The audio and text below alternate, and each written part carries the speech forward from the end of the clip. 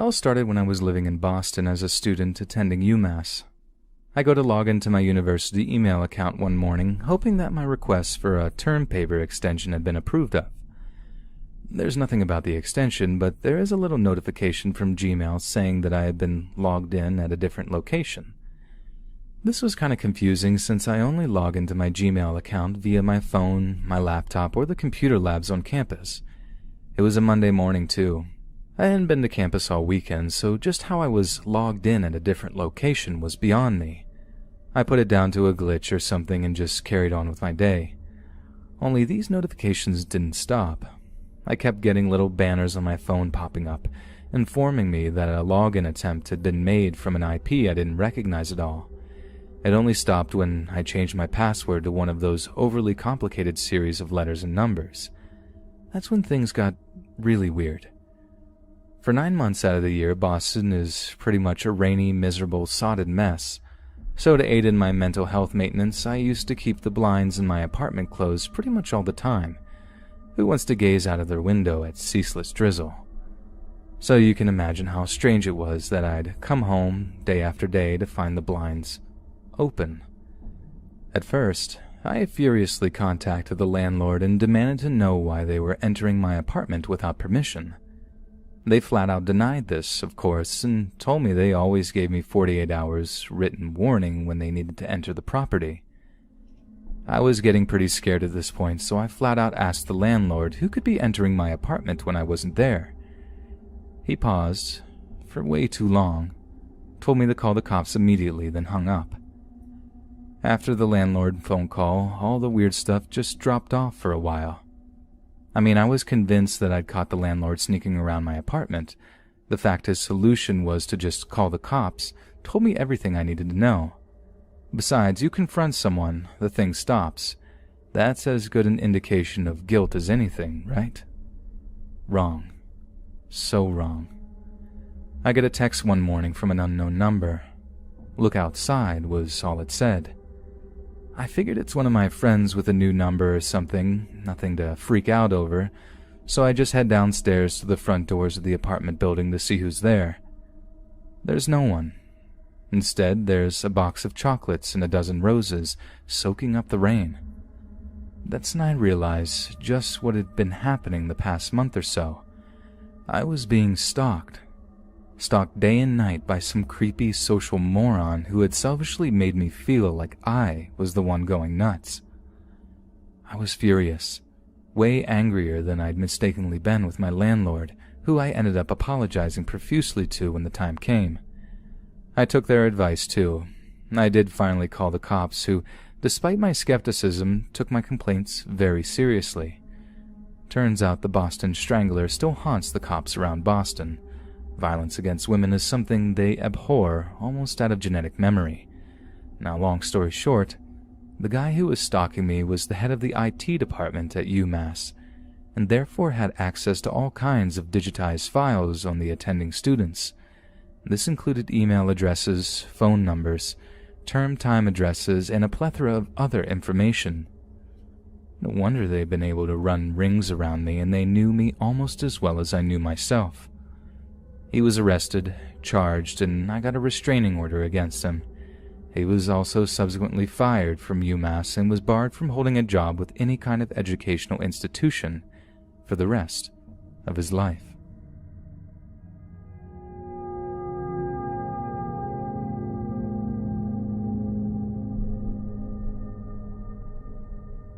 This happened back when I used to get on Grindr, but it always reminds me of how glad I am that I'm no longer doing the online dating thing.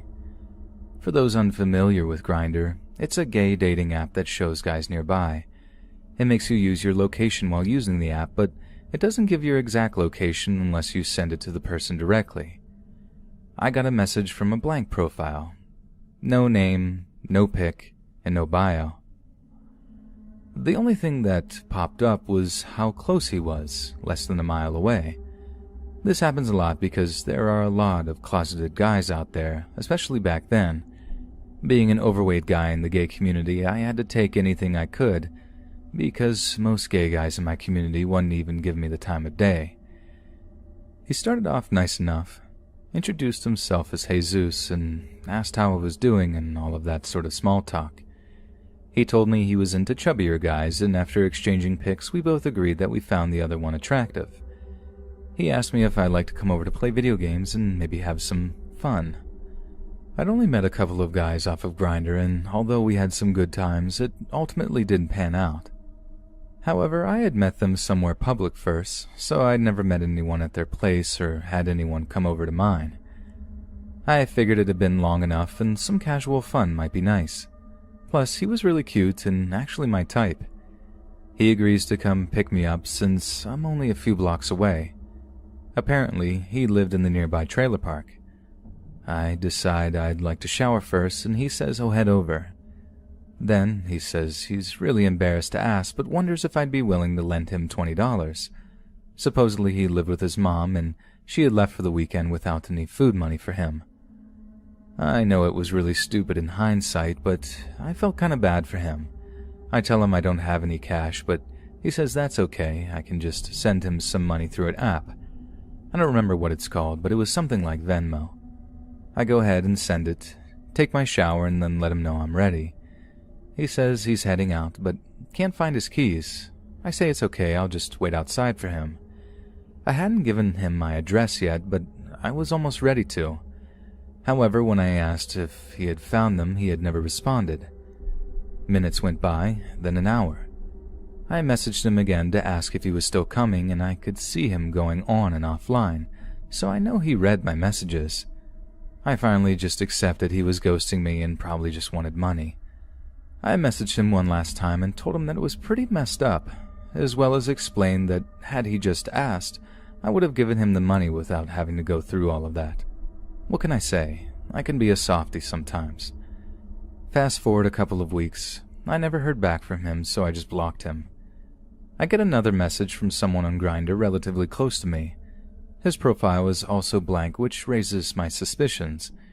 He tells me he's also into chubby guys, which really makes me suspicious because it's highly unlikely two chubby chasers live so close to me. We trade pics again, and it's a different guy. However, he suddenly asks for money again. In Grindr, you can create as many accounts as you'd like. All you need is an email address. There were tons of spam accounts on there that were automated. It was a real pain. Anyways, I call him out because I was like 95% sure it was Jesus. At first, he acts like he doesn't know what I'm talking about, calls me crazy, and then blocks me. I felt a little bad because I thought maybe I had made a mistake and just chased off a guy for nothing. Then again, his sudden offensive reaction made me have doubts. Weeks go by, and every so often this same guy tries to fool me even though I don't fall for it. Eventually, I blow up on him and ask him what his problem is. We start going at it, and eventually he says, "You won't say that to my face." I tell him that I would gladly tell him this in person, not that I expected him to actually show up this time. He responded with, "Alright, we'll see about that. Be there soon." Now, I was a little worried at this point because it crossed my mind that he may not actually be gay and might be some homophobe looking to bash some gay guys. My mind always goes back to those men who have lost their lives after meeting up with someone on Grindr. However, I realize I never gave him my address. Now, this is the conversation we had. I say, "Nice try, but I never gave you my address." "Yes, you did, stupid. You just didn't know it was me. Be ready. I'm on the way." At this point, my anxiety starts setting off because I did give my address to a guy who had to cancel last minute, but I didn't think anything of it because it was before Jesus had messaged me a second time. I tried to think about what to do, so I decided to try and document his threats. I respond, "I know I didn't give you my address. Besides, what do you want with me anyway?" "You'll see. I've got something for you." Now, the trailer park is always having police go by there, and my neighborhood is separated from theirs by a bayou. At night, I always heard gunshots out there, so I began to panic. What if he had a gun? What if he brought friends with him? I say, "Oh yeah? And what's that?" "Something that'll shut you up. I'm outside." I started freaking out because I couldn't tell if he was just trying to mess with me or if he really was outside. I had been screenshotting everything and sent it to the Grindr admins to report him for credible threats of violence. I wasn't sure if I should call the cops or not because if he was lying, I didn't want to look stupid. Plus, I wasn't sure if it was even enough for them to do anything. I decided to peek outside from the upstairs window and see if I could spot him. If I could get the make and model of his car, maybe I could at least have something to give the police. I live in the middle of a cul-de-sac, so when I look out the window, I can see all the way to the end of the street. When I looked out, I saw a car I'd never seen before parked on the side of the road at the end. My heart was pounding me because I just knew it was him, but a part of me was hoping it wasn't. I decided I'd test him and see if he really was out there. He says, "I'm waiting." "I'm outside already, where are you?" Of course I wasn't, but if that was him, and he did know my address, then why wouldn't he just park outside my house? Sure enough, I was right. I see you. You're gonna get it now. Then give it to me, I'm right here. Just you wait." I knew he couldn't see me from his car because I was peeking out discreetly and our windows have a privacy shade on them where people only see a black screen from the outside. A few more minutes go by and the car takes off. I have a feeling that he used Grindr to triangulate the area of where my neighborhood was, but of course he couldn't find my exact house because it hadn't been him who I'd given my address to. Grindr later sent me a message saying that he'd been banned from the app and they'd contacted the local authorities. I never heard anything else after that, so I don't know what became of it. The cops never contacted me if they did pay him a visit, and I never heard from him again. Now I'm married, so I don't use Grindr anymore, thankfully. Still, it took a while before I was able to sleep soundly after that. I rarely left the house, and when I did, I always made sure his car wasn't around, anywhere.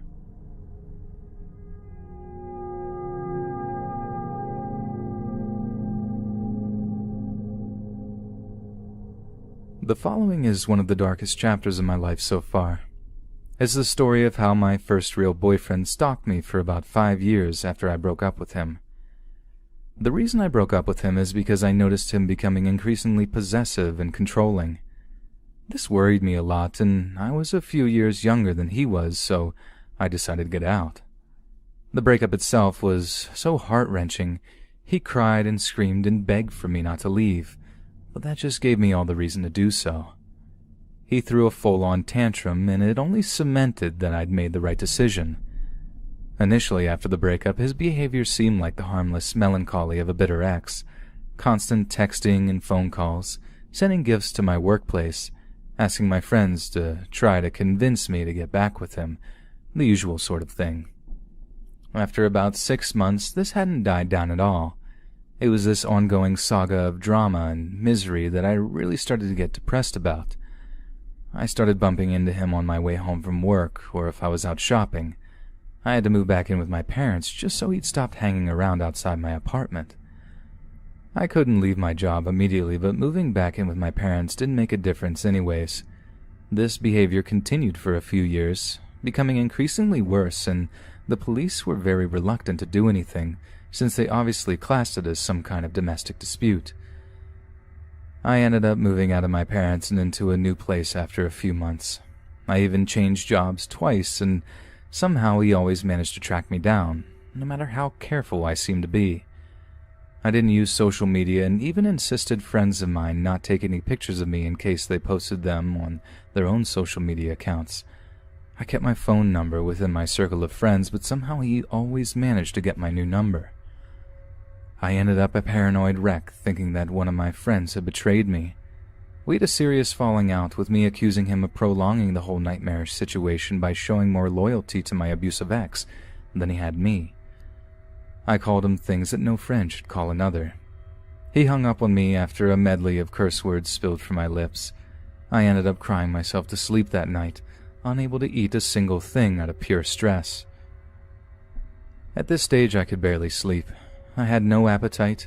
I couldn't concentrate at work and spent most evenings drinking myself into a stupor. I was a shadow of my former self. Then another year passed, and as our encounters got worse, I decided to report him to the police again.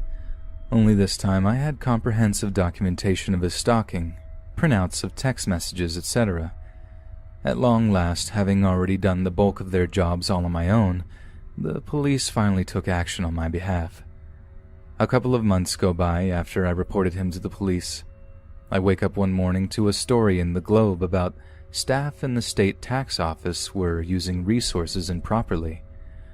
My stalker ex was the main perpetrator, using his job to access all of my information. In his job, he had access to my tax records, which meant every time I changed job, address, or phone number, he had access to the most up-to-date information. What's more, he'd been using his position to swindle thousands of dollars in tax revenue into his own personal bank account. Before the court case began, he ended his own life, and I'm not ashamed to say I cried with relief. They were the worst years of my adult life, and I was just so glad that they were finally over.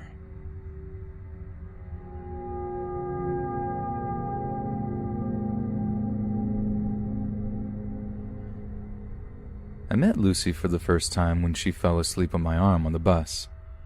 When she woke up, she gave me a really weird look before shambling off the bus. I figured she was weirded out that I didn't wake her sooner, so I kicked myself for being a creep and went on with my day. Can't win 'em all. I was thrown for quite a loop when her whole friend group was sitting by my usual spot on the bus the next day. Being an awkward teen, I wasn't about to turn down any kind of positive attention. I got to know her friends and ended up on good terms with her before I realized I hadn't asked her name. I'm hard of hearing, so I didn't hear her when she said her name. Lucy, right? Yeah. Lucy and I had your typical high school courting process. This is to say, she was overwhelmingly forward, and after a few weeks, I got the hint. As we were getting close, Lucy would fixate on learning about past heartbreaks and finding out about my personal life. I'm a serial oversharer, so I didn't really mind talking about myself, but she would constantly butt in by saying how messed up things were and that she'd kicked my friend's butt for hurting me. I was weirded out. Even at 16, I knew that was cringy and I was going through my emo phase.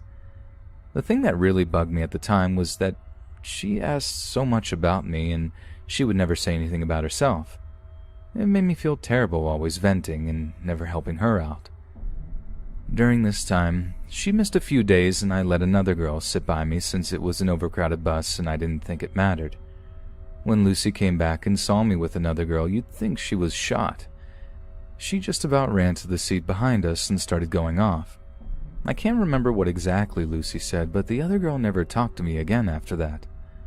Once her rival was gone, Lucy reclaimed her spot next to me and was all sunshine and rainbows. Nobody ever asked to sit in Lucy's spot after that. Lucy always had a crude sense of humor, but after a while things started getting hurtful. She would take jabs at my insecurities, and anytime I got upset about it, she would just continue to prod, just because I wasn't able to take a joke. These jokes usually stopped just shy of outright insulting me. When Lucy wasn't breaking me down, she was super affectionate. She would sleep on my chest while we rode home on the bus, and she'd even talk about herself from time to time. I don't remember the first time she hit me. It seems like something that would be burned into my memory, some kind of cinematic moment in my life. Honestly, it all just blended together after a while. I know it started off small, though, flicking me and playful slapping, but by the end of it, she would elbow me in the ribs for telling a bad joke. It didn't register as anything abusive until she slammed me into a wall while we were walking through the hallway after class. She told a terrible joke and she shoved me hard into the wall. She laughed because of the sound I made before shoving me again. People were going through the halls with us, but they didn't do anything. Sometimes I wonder what they thought of me. I didn't dump her after the hallway incident, but I did start standing up for myself. We started getting into a lot of fights after that. Of course, they only ever ended in one of two ways. She was right, or it was an honest mistake. I tried to break things off a few times around that time, but every time I did, she had a new sob story I hadn't heard before that made her actions totally understandable. I let it get in my head that she was some tragic soul and that I could help her. I convinced myself there was something noble about taking the abuse, and nobody I knew tried to step in and stop me. I finally got the nerve to dump her after 3 major things happened within a 3-week span. First, I found out she was taking pictures of me while I wasn't looking and posting them online. The weird thing was, I only found out because she showed me. It felt gross seeing a bunch of nearly identical pictures of me not facing the camera. The way she showed me was worse. She seemed excited, like I'd be happy she invaded my privacy. The second weird thing happened when I tried to wake her on the bus. After about a half hour on my chest not saying anything, I nudged her shoulders since we were at our stop, and she just got up, looked me in the eye, and told me she wasn't asleep. Combined with the pictures, this seemed really weird to me. She didn't try to be cute or romantic about it or anything, just, "I pretend to sleep on you sometimes." That just really weirded me out. The breaking point came when she was showing off some award she got from school. There was something off about the award. It didn't have her name on it. Oh no. It had a name. It even had a picture of her smiling on it. The problem is, it wasn't addressed to Lucy. You can imagine what I felt when I found out I didn't know my girlfriend's name. A few days later, we got into one of our usual fights, and I broke things off. Lucy always was the persistent type.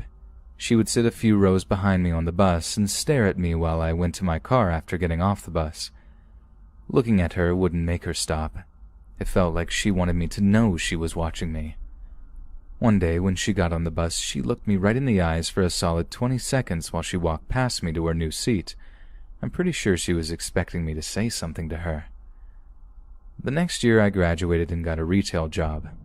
End of story, right? I thought so too. It was the start of Christmas season, and I was working cashier that night. Lucy, or so I thought her name was, came into the store I was working at, random chance. It had been 1.5 years since we broke up at this point, so I wasn't happy to see her, but surely we could pretend it wasn't weird. She gave me the look the squirrel in Ice Age gives his nut. She grabbed something from the front and went right into my line. She didn't say a word to me, but she wouldn't break eye contact, and she was swaying like an excited toddler. It hurt to look at her. I rang her up silently and waited for her to leave. Then I looked at the other cashiers for support, and he told me she was giving her weird vibes. I got this really bad gut feeling after she left. Lucy became a regular at our little shop. She would come in and creep out my coworkers. Lucy never really tried to hide what she was doing. One of the cashiers mentioned how often she came while ringing her out, and she said she was visiting me. She didn't say my name, but she described me. After that, whenever she showed up, someone would make a note of it on the radio. She was usually in one of the areas bordering my workspace. I heard about her a lot more than I saw her, so I think she was hiding from me. She never got banned from the store, despite complaints because the managers were penny pinchers who would sell any one of us out to get sales up. I know Lucy was responsible for at least one resignation from my workplace. Someone who looked like me caught her staring a few times and heard how often she came. After a while, I guess the stress just wasn't worth minimum wage. The last time I saw Lucy at the store was a little over 1 year ago. I was hanging out with one of the girls in the back while we were loading up carts with stuff we had to stock. We were right by the back entrance, so you could see right in from the store proper. I left to put up the stuff in my cart, and when I came back, I saw her. She was standing about 40 feet from the back entrance, still as a statue. I froze when I saw her. I watched her stare into the back for what felt like hours before she suddenly turned and walked briskly away. The girl I was talking to was still in the back when I got back. She was a lot more awkward after that. That girl quit 3 days later and just about crushed my ribs when she hugged me goodbye. She hated her job, so I'd like to think it didn't have anything to do with Lucy, but I'll never know. I left the store not too long after that and got a job that didn't involve customer service. That wasn't the last time I saw her, though. Over the summer, after taking my new job, I had a mental breakdown. I convinced myself that I was unlovable and that Lucy was really the only person I could possibly be with. I left the house without any conceivable plan to find her. With stars in the sky, lit by street lamps, I saw her. She was with another girl. I got so close I could almost touch her before I snapped to my senses. I thought about her stalking me at the store, and I realized I was becoming her. I ran home. I cried that night. The last time I saw Lucy was last week. I was walking home from work and decided to stop for dinner. I thought I saw her in line, but convinced myself it was someone else. I ordered and sat down to eat. I was looking out the window while I ate, and she took the table between me and the window I was looking out. She was with some guy that looked vaguely familiar, maybe a school friend. She was at an angle, so she was half looking at him, and every few seconds she would look right at me. I knew it was her. She changed her hair. It looks an awful lot like mine now. After I finished, I went to the bathroom because I felt sick. After washing my hands, I looked in the mirror, and I felt like I could die. It hadn't occurred to me before, but I was wearing my work uniform, complete with company name on my hat in big letters. She was reading my hat. Lucy hasn't been in my current job yet, but I'm sure she'll turn up eventually. I'm moving soon, so I'm just hoping I'm not here anymore when Lucy turns up. Lucy has been a part of my life for the last 4 years. We dated for 4 months in high school, and she just keeps turning up. I wasn't a paragon of mental health before I met her, but I feel like she broke me as a person, and I'll never forgive her for what she did to me. Since her abuse and her stalking, I've developed serious trust issues. I get painfully nervous leaving my house, and people who show interest in me immediately put me on edge. I've tried to date since everything happened, but I just can't. I'm too much work at this point, so I've decided that I'll stay single until I can work through my issues. But I'm begging you, Lucy, or whatever your name is, please, leave me alone.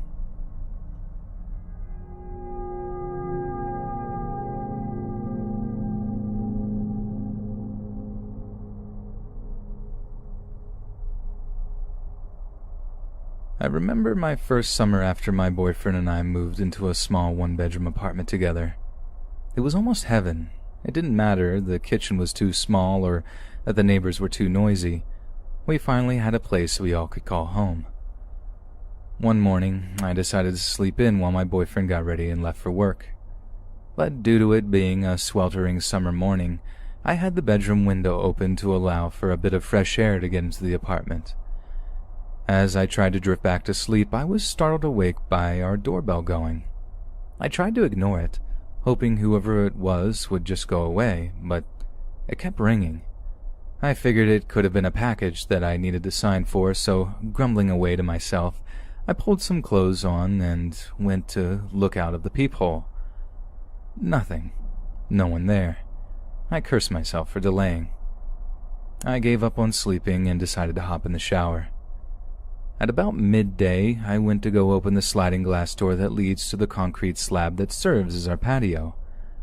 We had cats, and keeping it closed was super important, so, as you can imagine, it was very odd that when I opened up the glass door, I noticed that the screen door was slightly ajar. I promptly closed it, making a mental note to chastise my boyfriend before opting to soak up some sun. My boyfriend finished work around 4. I was taking a break from sunbathing, sitting on my iMac at a desk with a window that faces the building parking lot.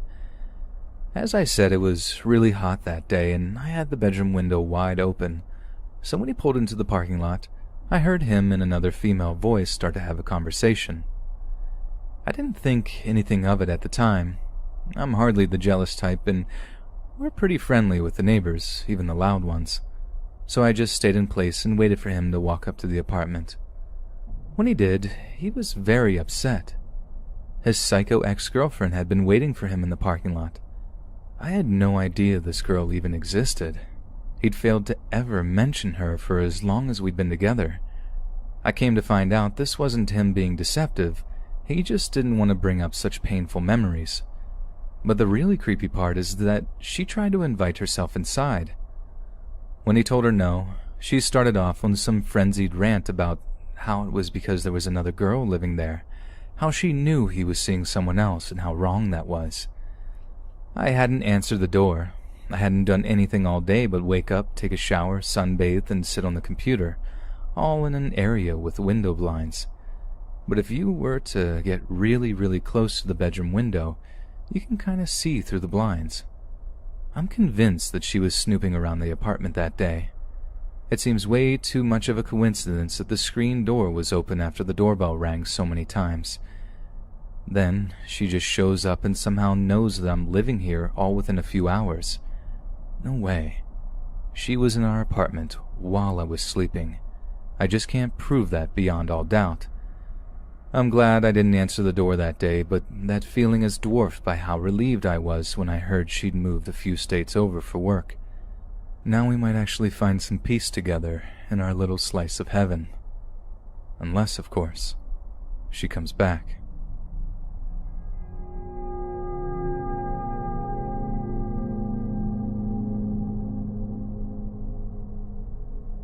I went to Paris on my gap year back in 2017. I was there for about 4 days, and it was April, around the time of the Champs-Élysées attack where 3 policemen were shot. I happened to witness this from inside a store when it happened and had to walk back to my hostel after. I was 19. Anyway, my second day there, I think, I had tickets to the Louvre. I set off in the morning extremely excited and not at all daunted by anything. It was my first time traveling alone out of the country in general. I'm British. I loved it. I had Google Maps out. Walking the whole way there was about 45 minutes, but I didn't mind. About 15 minutes in, I'm walking, and a guy notices me, calls out a whistle, and smiles at me. Okay, I would be annoyed, but I'm in Paris. Who cares? Carry on walking. A few minutes later, he appears next to me, smiling and saying hi. He's about early mid-20s, very tan skin. I say hi back, surprised, thinking he must have been following me. Strange. We began to talk, and I tell him I'm here traveling and going to the Louvre today. He asks me a lot of questions, can't remember exactly what about, but we have a general conversation in my very, very poor French. I ask him why he's following me. Doesn't he have somewhere to be? This doesn't faze him. He smiles and carries on talking, saying he doesn't have anywhere to be. Okay. He starts saying I should go to dinner with him tonight. I say great. In my head, that's not going to happen, so I decide to start playing around with the conversation. I ask, do you smoke? He looks surprised and says, yes, do you? Keep in mind, his English is really poor too, which I thought was odd because why would you attempt to talk to someone in English and find out about them if you know you can't that well? Oh well. I look up smoke in Google French and say, do you smoke ganja? He looks slightly confused but laughs and says, oh yes. You come with me and we can smoke later, he says. I laugh too, thinking, righty mate. I don't smoke. This was funny to throw him off a bit. He also doesn't know his way around, which was odd. Had no idea where the Louvre was. I didn't bother to ask him his life story, so never found out where he came from. I told him I have tickets already, I'm going straight in. I don't know why you're following me. He doesn't mind this and continues and says he'll wait for me. We can go for dinner later. You can come back to my apartment and meet my friends. We can smoke. Okay. We get there. My heart is beating a little faster at this point. I'm alone, in a different country. What do I do? Well, the entrance to the Louvre has a big open space full of people, which was slightly comforting. I finally see you get your tickets at a kiosk.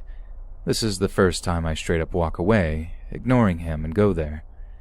There's an older guy who speaks English there, for tourists obviously, and I say hello, I'd like my ticket, blah blah blah. He could have been English for all I know, but my mind was going too fast a pace to notice. The guy now stood at a distance, watching me. I look the man straight in the eye as he asks me a question, and I say, there's a man following me. His expression changes, and we keep eye contact the entire time. He says, where? I say to the far right. He glances and looks back at me, He asks a few questions. I say, well, I'm going there straight away, so what's he doing? He tells me to go straight in, don't talk to him, and walk away. I agree. The guy suddenly comes right up to me and says, "What's going on?" Or something. We don't break eye contact, and the man says, "Hey, are you going to be okay?" I change tone and say, "Yes, thank you so much." The guy continues to follow me, but at this point I'm over it and I leave him behind. Going down an escalator, I see him watching me and looking around. The weird and kind of sad thing is, I try to tell all the security they had, which was a lot. Down to the entrance, there's a man following me. What do I do? A French lady behind the desk who stamps my ticket says, "Ticket, please. Make your way downstairs." Fine. With no one listening to me, I go to a security desk in the Louvre itself and say the same. This lady talks to me, asks my information, then proceeds to tell me he was probably trying to rob me. In broad daylight? Following me for over 30 minutes? Come on. There's a cold feeling all over my body at this point, but I'm safe and sound inside. They had numerous soldiers with guns walking around the place and outside too, so to an extent I wasn't in serious danger. But once again, being alone, young, my hostel far away. If I told him where I was staying, which he continuously asked for, but I didn't tell him, something else could have happened entirely. I'm so glad I got to enjoy the rest of the trip, save for the shooting, without much hassle. I still haven't told my parents. My mother would freak.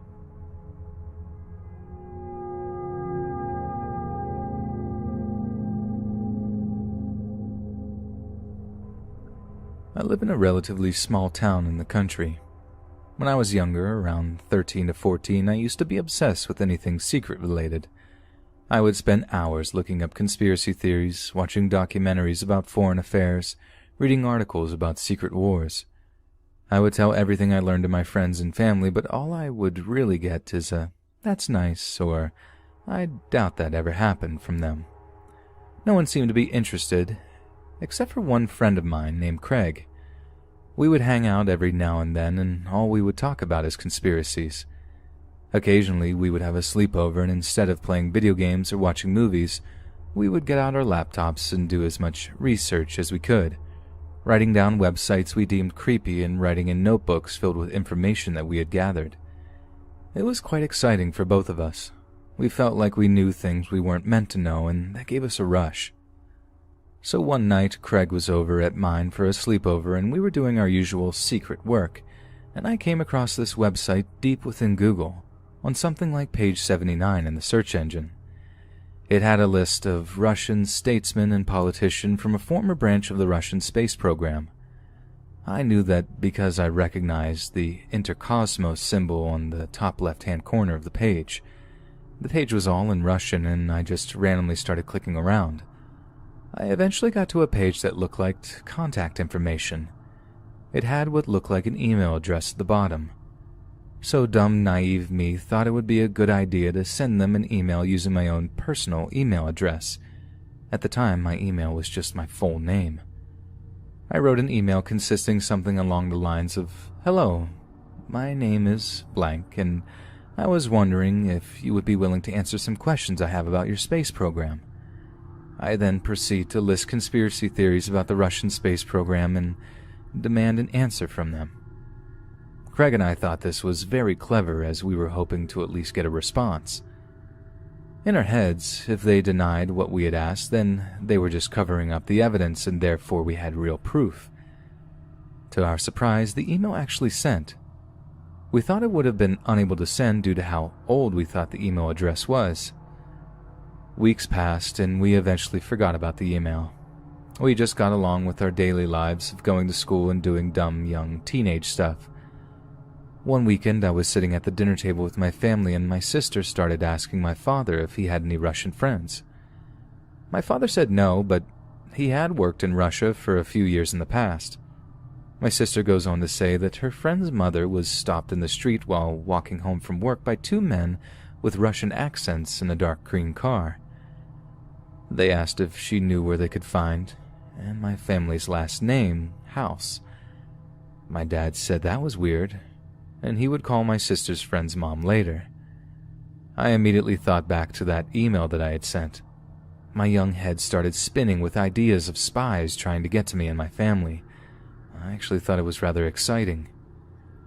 After dinner, my father called my sister's friend's mom, and I listened in from upstairs. I couldn't really hear much out of my father's end of the conversation, but as soon as my father hung up, he called the family down to have a talk. He told us that what my sister said was true, and he was worried that maybe some thieves were trying to scope the house out. He told us to keep a lookout for a big dark green car with dark windows. If we saw something suspicious, we were to immediately find him and tell him. It was at this point I thought to tell my dad about the email, but I thought I would be getting in trouble, so I decided against it. The next day I was asked by my mother to take the trash out to the front to be collected tomorrow. We lived at the bottom of a long path in the countryside, so it takes about 5 minutes to walk up to the top of the driveway. As I was near the top of the path, I noticed a car parked up just off the side of our driveway entrance about 50 feet away. When I got closer, I realized it was the same car my father had described to me, a dark green car with blacked out windows just sitting there. I pretended not to notice it and just dumped the trash. I turned around and got out my phone and called my dad's mobile. He picked up and I told him that the car he had described was at the top of the driveway. He told me to come back to the house and he would be straight out. I slowly started to walk back home, keeping the car in my peripheral vision. Not a minute later, my dad was jogging up the driveway and asked me where the car was. I turned around and pointed at it. He began to run up to the driver's side towards the car. Suddenly, the car's engine turned on and it peeled away and sped down the road. Stunned by what had just happened, me and my father just looked at each other. We both ran back home. He told me to promise not to tell my mother or sister as it may scare them. When we got back home, he took me into his home office, then he called the police. The police said there isn't much that they could do as they hadn't done anything illegal, but to call back if they kept showing up. Well, they did show up again. Every time it was me or my dad that would notice them and the same route would happen. One of us would see the car, try to get close or flag it down. It would speed off, call the police, then repeat. My mother even saw it once when coming home from shopping. The police eventually sent a car to patrol our area, but they never saw the dark green car. My dad was getting noticeably paranoid and even considered buying a rifle. This whole time I genuinely thought it was my fault, and if I had never sent that email then none of this would happen. But I just didn't want to get in trouble. Once I got actually quite close to the car as it stalled while trying to drive off. I tried to read the license plate, but the car was side on to me. By the time I got any closer, it was too far down the road. At that point, I wasn't scared anymore. Just angry, and I wanted the people in that car just to leave us alone. The worst part for me happened when I was alone at home. Both my mother and father were at work, and my sister was at one of her after-school programs. My dad told me to keep the door locked at all times, and if anything were to happen, to call the police. I was watching TV in the living room when I heard the gravel on our driveway move. This was the distinctive sound of a car coming down the driveway. I got up to see which one of my parents was home from work, but it wasn't either of them. The dark green car was now in the driveway. I felt so helpless and scared. It just stayed, parked there, engine still running. I jumped up to grab the home phone, but as soon as I got up, the car turned around and drove off. I immediately called my dad. He told me he would be home soon and just to keep the door locked. When I got home, I told him what happened. He didn't see the car when driving back, but again he called the police. This continued for at least 2 weeks. Every day we felt like more and more like we were being watched, stalked, even hunted.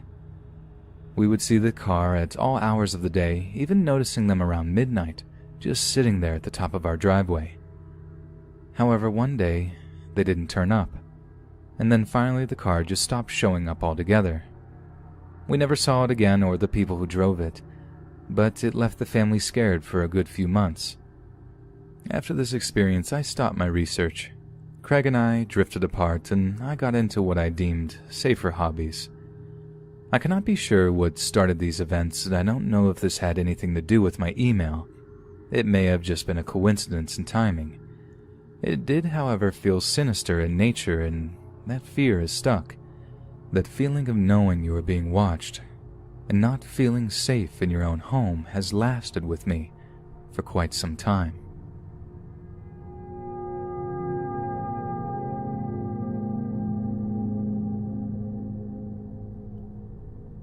So like a lot of people, I have a Discord account. It's got my first name on it and a picture of myself there. Mostly because I only used it to talk to IRL friends, so I didn't care about my face being there or anything. Recently, I decided to try Minecraft for the first time in 4 years because my friends were talking about an upcoming update and they wanted us all to play it. I figured I would hop on early and get familiar with some of the new mechanics and stuff. I found a server and was playing on there for about 4 days before I got told that they give you in-game rewards for linking your Discord account to their server. So, blinded by shiny stuff, I joined their Discord server. It had about 400 online users, so I wasn't really worried about people seeing me at all, and I was pretty low down the list alphabetically. As I got more used to the player base, I got more comfortable talking in the server via text chat. They had a side channel that's supposed to make selling in-game items a little easier, so I made a message saying I was buying something. About 4 hours later, some guy added me with, "I will give you for free, handsome," and a winky face. I didn't really know what to say to this, so I just said, "Okay, thanks." "No problem, winky face," was his response. Shortly after this interaction, this person kept requesting to teleport to me in-game, and when I'd ask why, he'd say, "I just want to hang out with you," or it'd be some kind of variation of that. He did this pretty much every time I was online, and he'd just follow me around my base for like an hour, asking me questions about random things, then he'd go away. I'm not usually the type of player to speak to people at all when I'm in an in-game or something. I just keep quiet and get on with my own stuff, so it was really uncomfortable having this guy doing this. After maybe 3 days of this behavior, he stopped calling me handsome and decided to kick it up a notch and called me sexy in-game via PMs. I politely asked him if he'd just stop calling me these things like that, and he didn't respond back.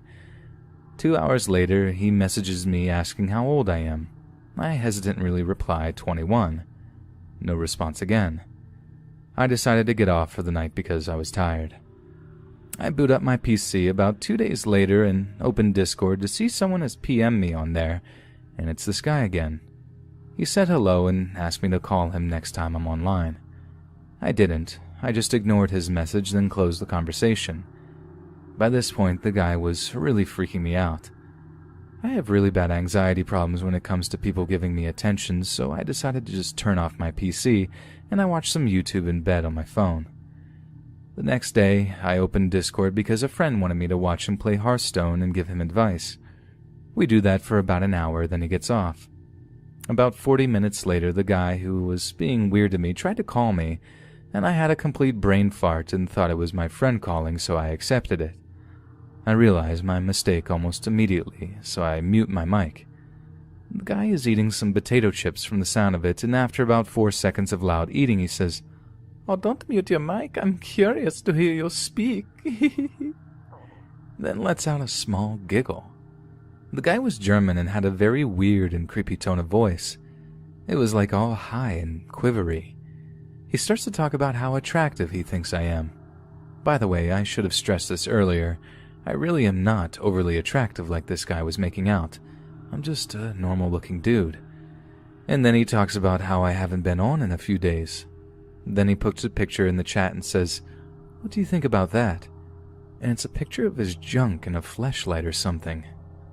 I immediately end the call and close Discord and was just freaking out internally. About 5 days go by and I finally get back on the Minecraft server, and as soon as I get on, this guy messages me a smiley face. So I tab out and get the thought to open Discord and block this weirdo for good. When I open up the conversation, there's 8 unread messages from him, and like 5 of them were,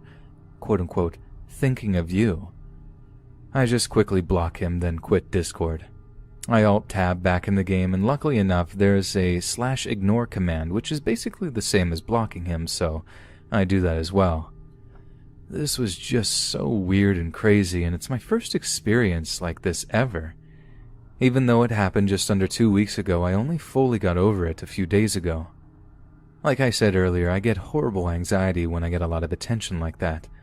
What made it worse is that I was on an account that had my face on it and my first name, and the fact I've never been in a situation where I've gotten attention from the same gender like that before. At the time, I just didn't know what to do because I was so anxious, but thinking back, I should have just blocked this idiot immediately after he was making me uncomfortable. Because of this, I've enabled the setting on Discord where it doesn't automatically show images. I also messaged one of the admins of the Minecraft server telling them what happened, and they said they'll take action. What's worse is that this guy is actually a regular member of the server and a high rank, so it makes me wonder if I'm the only victim this weirdo has harassed like this. He could have done this before, to a younger person.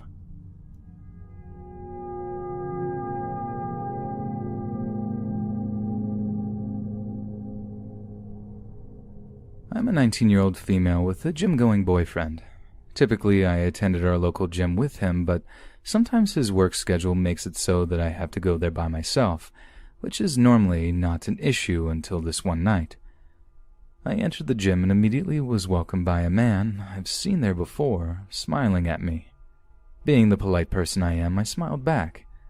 I've never taken notice to him before until tonight. Little did I know smiling back at him would be a mistake. I carried on with my workout, but the whole time I felt eyes on the back of me. Each time I looked around, I would catch his eyes meeting mine with the biggest smile on his face. I'm not talking about a cute little shy smile, I'm talking about a full-blown creepy grin. It was already late at night and I wasn't in the mood at all, so I quickly finished my workout routine, which I would add this dude was picking up every machine next to me and trying to get my attention, but I just cold-shouldered him. Once I was finished, I ran to the ladies' locker room, grabbed my keys, and ran as fast as I could to my car. Now my car is older, so when you start, you're supposed to wait for the engine to heat up a little bit, but not tonight. I threw it in reverse and could hear the guy shouting, "Hey, ma'am! Hey!" Next thing I knew, he was at my window smiling at me with the most crazed look in his eyes I've ever seen in a person. In a stern voice, I asked what his problem was, and what he said sent shivers through me. "I know you have a boyfriend. I see you here with him, and I don't want you to think I'm following you at all. My name is David, and I promise I have no sinister intentions, but I just want you to know that I see that sadness behind your eyes, and every night I pray for you." At this point I was shaking, and I just honestly wanted to run him over. I'm used to guys complimenting my looks, but never have I ever heard anything like that. I quickly said, thanks, and drove away. I called my mom in a panic, and she teased me, saying, "Oh, he likes you." But I had a very bad gut feeling about this guy.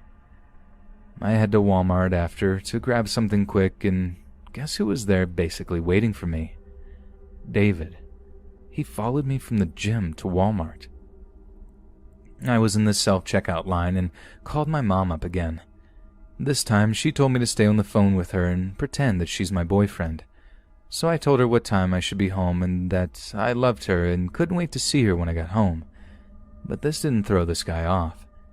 He approached me and kept saying, "I need to tell you something," over and over again until I snapped and yelled, "What?"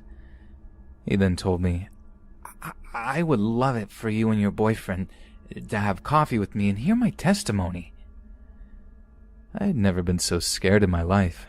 He may not have followed me home, to my knowledge, but the fact that he followed me around the gym and to Walmart had scared me lifeless. My boyfriend and I went back to the gym to get his information, and the worker that night already had his information pulled up. She said she saw that I looked very uncomfortable and that he was eyeing me up the entire time and knew I would be back to report him. They canceled his membership, but I never filed a police report due to some bad encounters with the police in the past.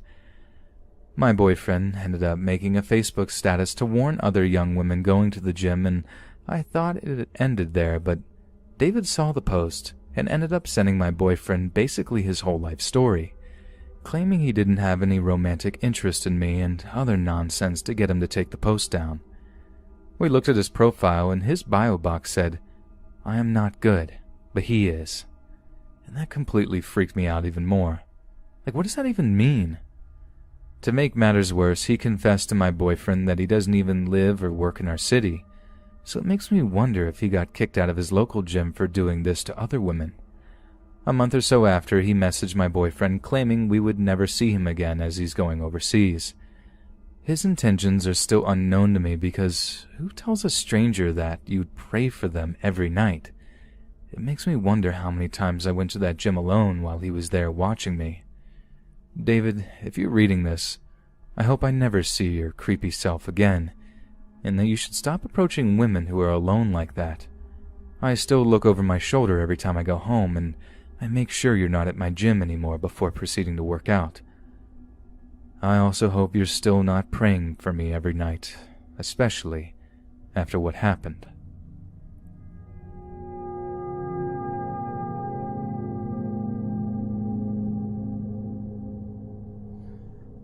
I'm very pale, tall and thin, with brown eyes and shoulder-length black hair.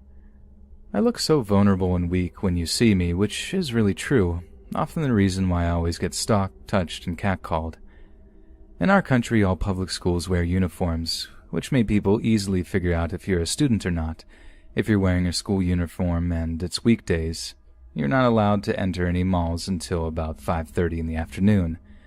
That's the reason why I was waiting for my uncle to pick me up from school and not hanging out somewhere else. My friends have also gone home that time.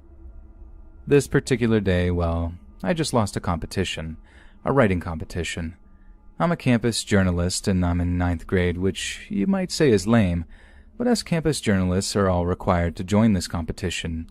Annually, I'd always win and get on stage, but this year I lost, which made me really upset.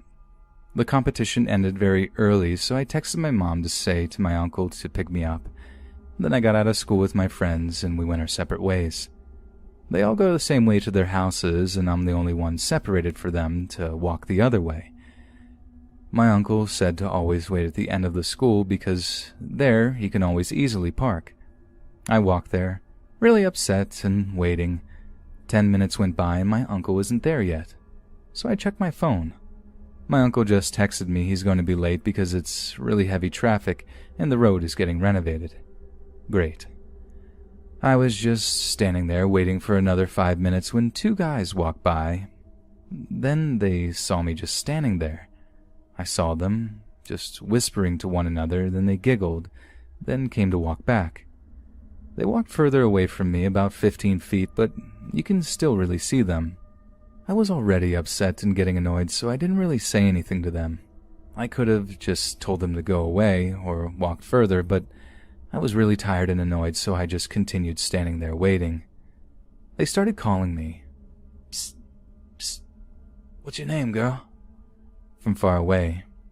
I didn't answer and snobbed them, but they still kept insisting, and calling me they started saying, "Hey, what's your name? Always snobbing us. Were you feeling famous, huh?" By this time, I started getting both creeped out and annoyed. You gotta understand, though, when I'm scared I couldn't move or speak. I don't know, it's just my body doing that, and I just stood there, not even looking in their way, as if I didn't even hear them. When they kept insisting on my name, they started asking me what time it was. I still just stood them up and pretended I didn't hear them. Then they started walking towards me and stopped about 5 feet away from me and started whispering and laughing. Now I was starting to get scared. Mind you, I was the only one in that spot with 2 creepy students stalking and catcalling me. I felt so helpless, but I didn't even do anything. At the time, I was leaning my back against a yellow bar they used to block roads when they wanted that road closed. I was leaning on it, and the other guy sat on the bar and started shaking it madly. I still ignored them, but I stopped leaning against the yellow bar. They kept insisting what time it was. "Hey, what time is it?" And then they laugh. Other guy responds, "Well, it's time for you to die then." Then both of the guys started laughing. I couldn't believe what they said. I'm on the verge of bawling, and I've been waiting for my uncle for 20 minutes with these two creepy guys beside me. That's when I started texting my best friend. Told him everything that happened, and he was so infuriated at the situation and at the guys, he wanted to pick me up, but he was on vacation in another country with his family, so he had no choice but just to give me advice. Then, when I was in the middle of texting, the guy walked in front of me and asked, "Can I ask what time it is?" while looking down. 4:30. It's 4:30. I responded out of panic. That's when I realized he was looking at my ID that I was wearing. Good thing, though, my ID was on its back and you couldn't see my name in class section. I was so relieved when my ID was on its back. Then the guys started walking further away again. They started walking away again when they noticed a car driving near me, and it being my uncle. They walked away from me and looked the other way, so they couldn't see me, and they just pretended like nothing happened. I quickly jumped in the car, scared to death and upset. This day had to have been the worst. I lost a competition and got catcalled by a bunch of creepy guys. My uncle drove away, and after a few minutes I told my uncle what had happened. He was angry at the guys and wanted to come back to beat them, but I didn't want to go back there. I was already having the worst day, and these guys might not have been there anymore, and who knows what they would have done in response. Now, I know this isn't quite as scary, but when you're in this situation and you just can't move or talk, you're scared and want to cry. But I felt helpless and numb. Hey friends, thanks for listening. Be sure to subscribe and click that notification bell to be alerted of all future narrations. If you got a story, be sure to submit them to my subreddit, r/letsreadofficial, and give and receive feedback from the community, and maybe even hear your story featured on the next video. And join my Discord to interact with me and other listeners directly. And if you want to support me even more, grab early access to all future narrations for just $1 a month on Patreon, and maybe even pick up some Let's Read merch on Spreadshirt. And check out the Let's Read podcast, where you can hear all these stories in long compilation form and save huge on data, located on both Spotify and Apple Podcasts. Links in the bio. Thanks so much, friends. And remember, Stalker, Stalker stories, Stalker, Stalker stories, Stalker, Stalker stories, Stalker stories now.